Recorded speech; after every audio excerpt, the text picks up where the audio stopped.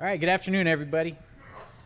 So mine is real quick and simple here, not a whole lot of slides. The past couple of conferences, we've talked about what we've been doing in Colorado with AVL systems in our light and our heavy fleet vehicles. So the next step we've elected to take is to try to incorporate Wi-Fi into our selected number of our plow trucks and supervisor trucks. So this is a little diagram that kind of depicts the system we're working on. Right now we're doing pilot testing in 8 vehicles statewide. We've scattered them throughout the state to allow different regions to experiment with this technology on the vehicles. And the kind of the driver behind this was, okay, now we've got AVL systems in the vehicles. We've got some familiarity with technology out there in the field and the benefits of that technology. What's the next step? What can we do to continue to build on this system that we've established and give our workers in the field something that they actually need and that they can use every day?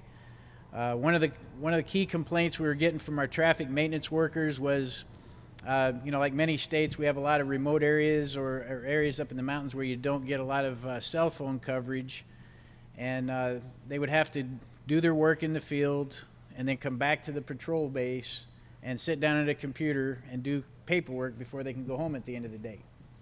And that included work orders, timesheets, and depending on what their job in CDOT is, there may be other items that it would be just a lot more efficient if they could do that paperwork electronically out in the field instead of having to come back to the shop in order to do that. So we thought about, well, can we turn the truck into a Wi-Fi hotspot, kind of like you would do with your smartphone? And how would we go about doing that? And can we tie our AVL systems in and some of our other systems on the trucks into this technology? So looking at our diagram here, you can see that in the center is basically the main unit for this system. And that includes about 1 terabyte of storage, and that'll be important here in a second. We can also tie in with our hydraulic control system, our AVL system, which in our case is Zonar. We're hoping to get those guys tied into this and tie in a tablet or a laptop device that can be used out in the field for the employees to do their work. That storage I mentioned, that 1 terabyte of storage, if you don't have a cell phone signal out there at that remote location at that moment in time, if your Wi-Fi cannot ride on that cell phone signal, it'll store any data that you put into your mobile device and hold it until such time as you do achieve a signal, and then it can transmit that data back to our SAP system. So what we envision using this for is things like asset inventories on the highway, as I mentioned already, work orders, including vehicle maintenance work orders. If I have a problem out in the field with my vehicle, I can immediately send a notification through the system and get that work order process started, hopefully have the mechanics ready to work on it when I bring it back to the shop. There's a lot of potential here for connecting other devices in the future that we maybe even haven't imagined yet. We've discussed, and we've got our vendors that are part of this project discussing the possibility of making some of our controls on the truck wireless versus hardwired systems, like for your spreader controller, your plow controls, because those involve electrical cables, and what's the worst enemy of electrical cables? Salt. So is there a potential there that we could possibly eliminate some of the cabling out of the vehicle and do some of those functions wirelessly on board? So these are all things we're taking a look at.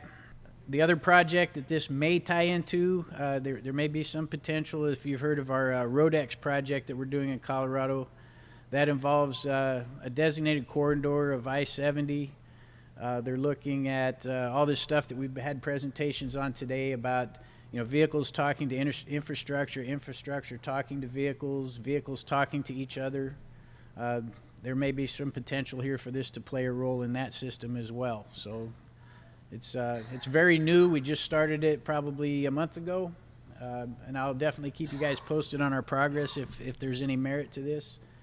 And hopefully we can, if nothing else, we can make our employees in the field have a little bit easier day out there and make their lives more efficient and provide them something useful. Ballpark cost? Right now we're looking at approximately $1,300 per unit.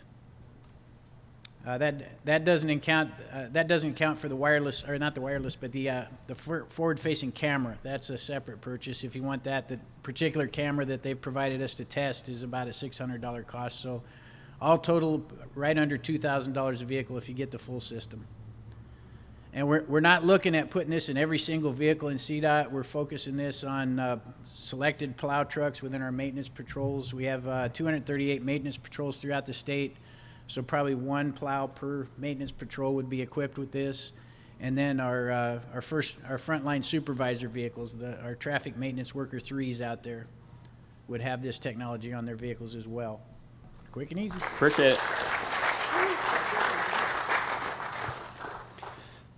The preceding video was produced by the National Center for Pavement Preservation.